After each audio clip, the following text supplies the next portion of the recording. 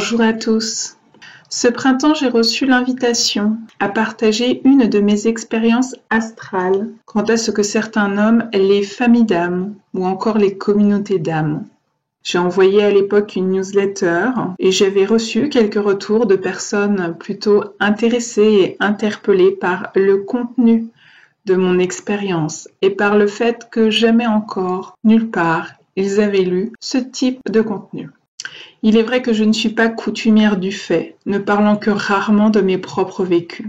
On me demande pourtant de m'ouvrir davantage à ce sujet. J'ouvre alors ici la porte de mon alcôve et je vous offre accès à un espace mystérieux, intime et précieux. Je me connecte à l'espace de mon cœur. C'est alors que je perçois une couleur bleu-vert. Je vois un voile indien, un sari de cette couleur, sur une femme indienne. Et j'entends une part de moi me répondre « Oui, bien sûr, il est vert émeraude », car en réalité je le trouve davantage bleu pétrole ou vert canard.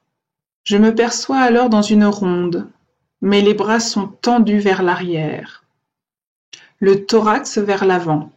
Les personnes, ou peut-être les âmes, les essences, car nous portons comme des robes blanches, fluides, légères, mouvantes.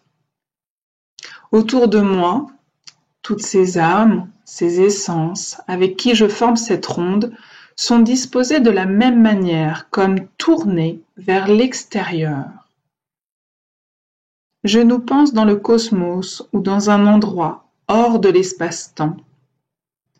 J'ai les mains brûlantes, comme s'il se produisait une activation énergétique de se tenir la main dans le cercle, accompagné d'un ressenti, d'un vécu du lien énergétique.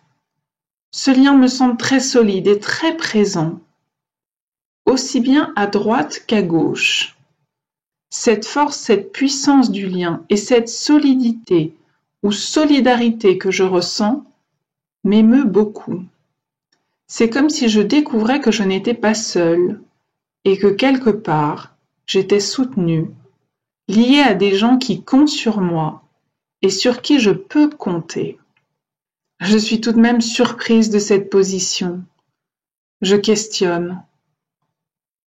Pourquoi pas tous tourner vers l'intérieur comme pour une ronde ordinaire ? Je reçois alors une vision à une échelle plus large de la situation. Il y a plusieurs cercles, plusieurs rondes d'essence de personnes, d'âmes emboîtées, comme une forme faite de cercles concentriques. Je me souviens d'avoir déjà eu ce type de vision par le passé et l'avoir matérialisé en bougies lors d'accidents, d'avions ou de tueries avec de nombreux morts, donc finalement de nombreuses âmes.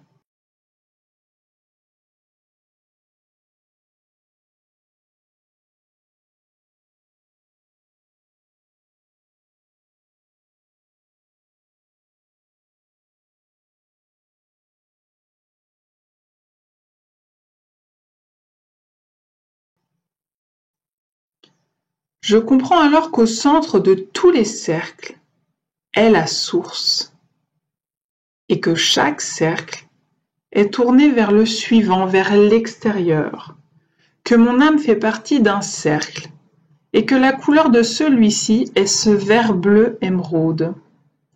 Chaque cercle a une couleur, peut-être comme des familles d'âmes. Finalement, je réalise que la notion de famille ou de communauté d'âmes n'est qu'une manière terrestre, entre guillemets, dans la matière, de parler d'âmes vibrant sur la même fréquence énergétique, la même fréquence vibratoire. Je canalise que ces âmes ne sont pas forcément connues, ni côtoyées avant, pendant, après leurs incarnations. Elles forment juste une chaîne d'ondes, une chaîne vibratoire, permettant la constitution et le maintien d'une sorte de plan vibratoire ou de plan de conscience. Je comprends que chaque cercle est comme une sorte à la fois de filtre et d'émetteur pour le cercle suivant.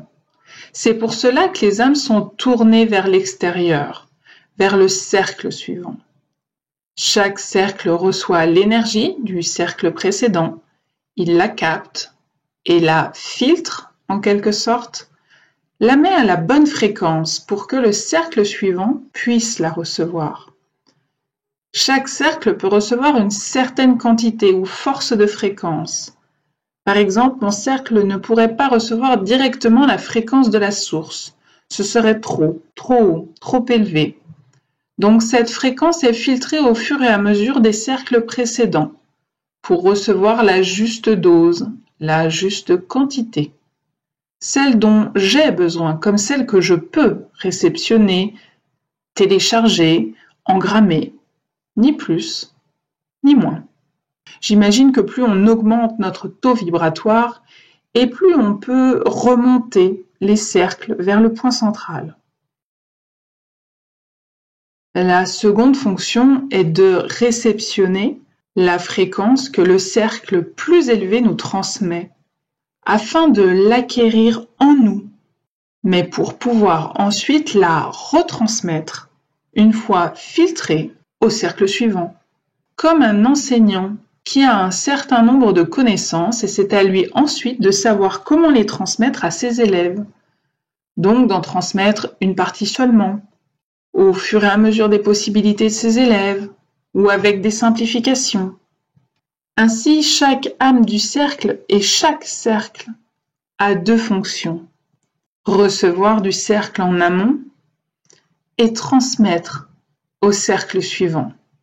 Nous sommes en quelque sorte tous des émetteurs et des récepteurs énergétiques. Voilà, chers amis, en espérant que vous trouverez en ce partage très personnel une source de compréhension des énergies. Je vous embrasse.